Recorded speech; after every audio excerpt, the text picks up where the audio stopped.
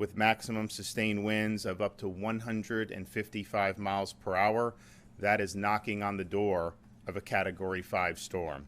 We expect landfall in southwest Florida later today as a major hurricane, and will slowly move across the central Florida peninsula before exiting the northeast Florida coast, probably sometime on Thursday.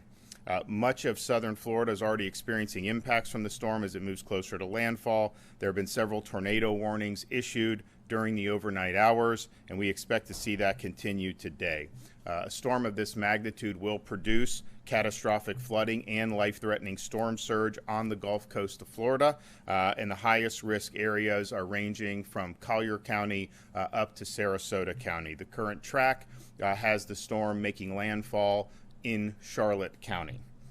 If you are in any of those counties, it's no longer possible to safely evacuate. It's time to hunker down and prepare for this storm. This is a powerful storm that should be treated like you would treat if a tornado was approaching your home. If you're out on the roads, get to a safe place as soon as possible. There's more than 200 shelters open in just the southwest Florida region alone. We're already seeing bridge closures. The Skyway Bridge is closed now, going from Manatee to Pinellas counties. There's 40,000 power outages reported, but outside of southwest Florida, crews are responding to those power outages. Don't go outside in the eye of the storm. It's still dangerous. There's actually a calmness if the center of the hurricane is right over you. You think maybe the storm has passed. That's not the case. It's still very dangerous. There's possibilities of tornadoes. It would also be very difficult to potentially get back into your home. So even if it seems calm, wait to make sure that the storm has actually passed. Once the storm has passed and it's safe to go outside, I urge you to be cautious. Avoid downed power lines. Avoid standing water. Stay clear of damaged trees. If you are using a generator for power, make sure that that is being operated outside your home. Do not operate that indoors. And then don't drive in flooded streets. People will look and think they can drive through it, and it doesn't work out well for them. As the storm has approached, we've already had enough winds to have local bridges closed. So the bridge on State Road 64, Manatee Avenue East, has now been closed. The bridge at SR 684 and Cortez Road has now been closed. And the John Ringling Causeway has been closed. And that is basically a function of when the winds reach a certain threshold. Obviously, you're going to see more bridge use suspended given the ferocity of this storm. This morning, Director Guthrie asked for additional airlift, hoist, and high water vehicles from the Department of Defense in coordination with FEMA. The Department of Transportation also has 1,200 personnel on standby to perform cut and toss operations. We're bringing in supplies by plane, boat, and by high water vehicle. All the airports in southwest Florida have leave-behind teams in place so that they will be able to get the runways in good shape once the storm has passed. We have 5,000 Florida Guardsmen activated, 2,000 from neighboring states. We have air assets, urban search and rescue teams stationed now in Miami that will be able to respond over to southwest Florida. Florida Fish and Wildlife, both vehicle assets, water assets, and air assets. And the U.S. Coast Guard is now staged 4 cutters. They also have shallow draft vessels ready to provide search and rescue assistance to the flooded areas. There are over 30,000 linemen staged and ready for power restoration efforts across the state of Florida, and that includes linemen across all of our major utilities, and a lot of these linemen are coming from out of state. So this is a major, major effort. Of course, the storm has to pass. There needs to be the ability for them to get in and access what they need to access, but that's going to be a priority, and Kevin and his team are going to be working hard on that. I want to thank the 26 states that have sent support to us during this time, including Tennessee, Virginia, Montana, Louisiana, New York, Colorado, Indiana, New Jersey, and Georgia. We very much appreciate the assistance, and as this storm hits, We've got massive amounts of assets that are staged, but we're already discussing about ways where we can get more value-added support. So most of you have said call, and we may be doing just that as the recovery efforts go forward. So this is a major, major storm. It's something that we knew was going to be significant. The strengthening of this over the last night, has been really, really significant. It's potentially that it could make landfall as a Category 5, but clearly this is a very powerful major hurricane that's going to have major impacts, both on impact in Southwest Florida, but then as it continues to work through the state, it is going to have major impacts in terms of wind, in terms of rain, in terms of flooding. So this is going to be a nasty day, 2 days. Probably we think now it will be exiting the peninsula sometime on Thursday. Yesterday, based on how fast it was moving, thought maybe it wouldn't be till the wee hours of Friday morning.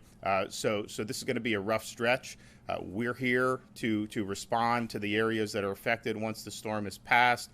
Local emergency responders are standing by, ready to go. I think most people heeded the warnings of doing the evacuations in those very sensitive locations, but not everyone may have done that. And so we understand that a storm of this magnitude, there's going to be a need, to begin those rescue efforts apace.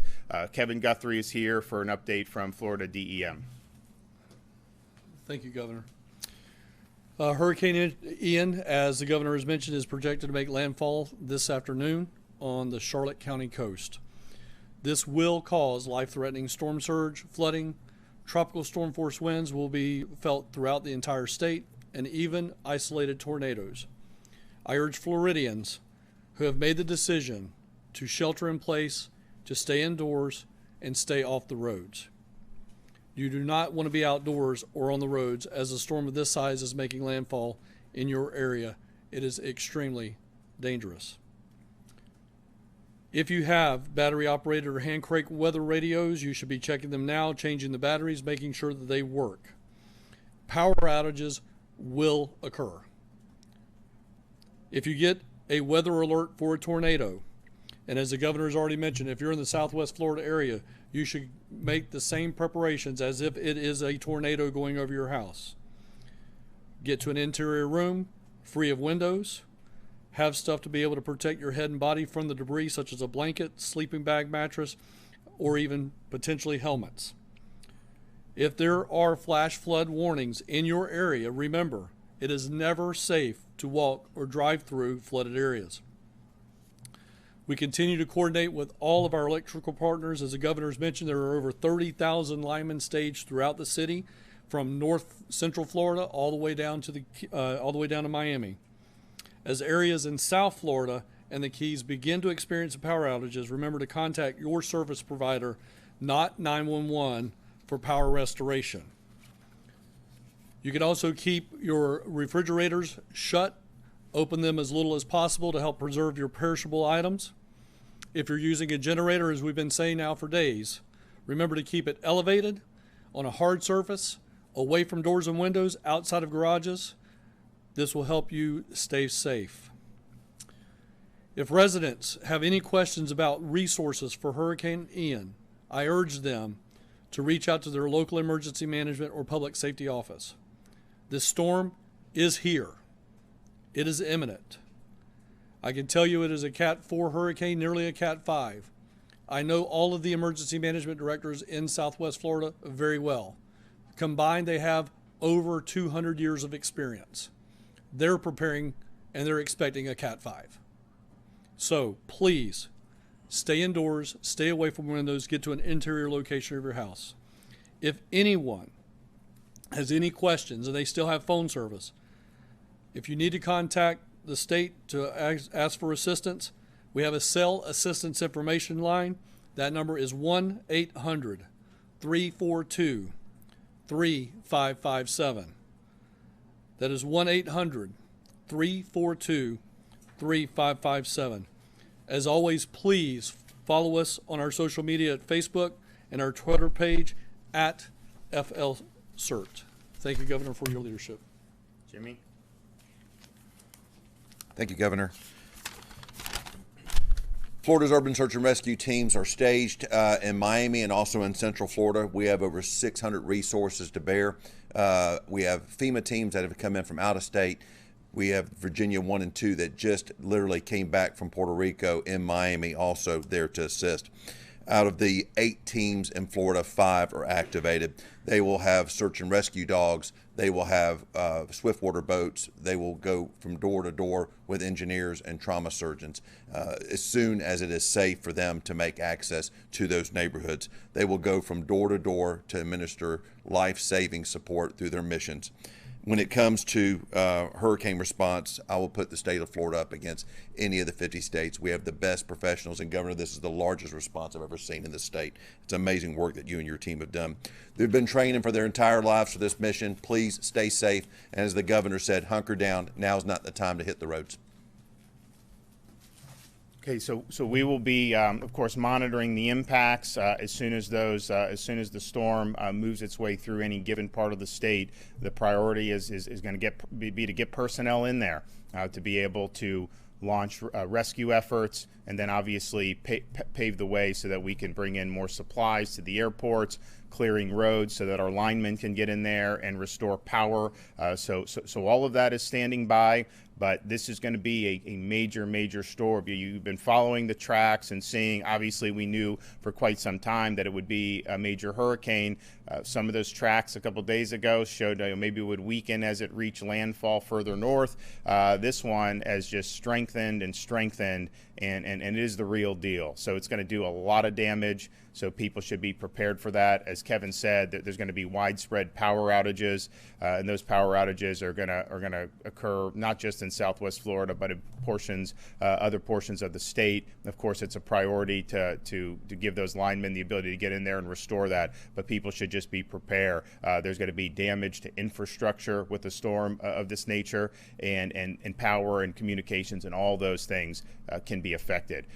Do what you need to do to stay safe. If you are where that storm is approaching, you're already in hazardous conditions. It's going to get a lot worse very quickly. So please hunker down, treat it like a tornado, and make sure that that your friends and family know where you are. We're going to have folks that are going to be there very quickly once it's safe. But this is the real deal. So happy to take some questions.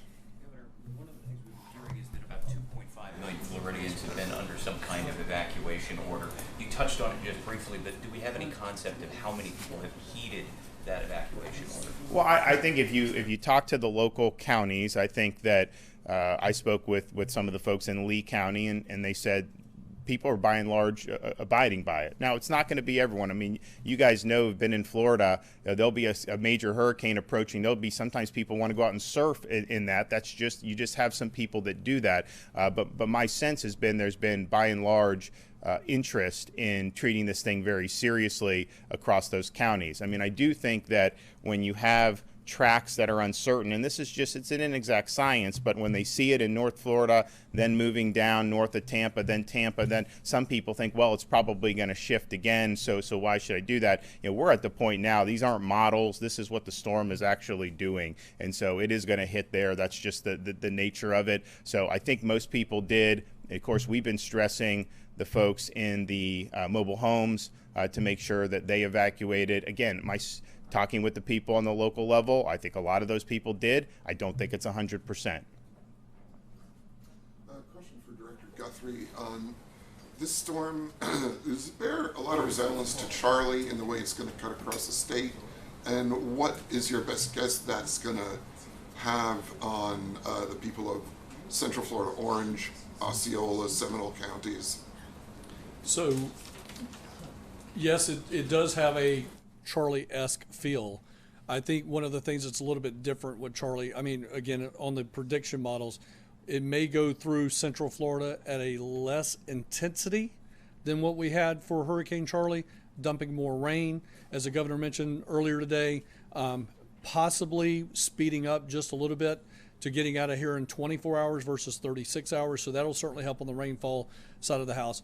But again, it does have a Charlie-esque feel, but it should not be nearly as catastrophic on the winds like we saw with Hurricane Charlie all the way into Central Florida. We do expect rapid weakening, but again, there will be tropical storm force winds, strong tropical storm force winds felt all the way through the central part and up into northeast Florida as a part of this storm. Yeah, we saw a lot of trees get plowed down during Charlie, obviously. So thank you. And I think one thing for Central Florida is because we've had a lot of saturation, those trees are vulnerable. So you're going to see trees are going to come down even with tropical storm force winds. It does not need to be hurricane force. So you are absolutely going to see that. That is going to cause interruptions in power. And of course, the sheer amount of rain that's going to come down is going to have a major impact across the center portion of the state. And even with the projected exit of the state in Volusia County, because of what it's going to do when it gets into the Atlantic, you're going to see impacts all the way up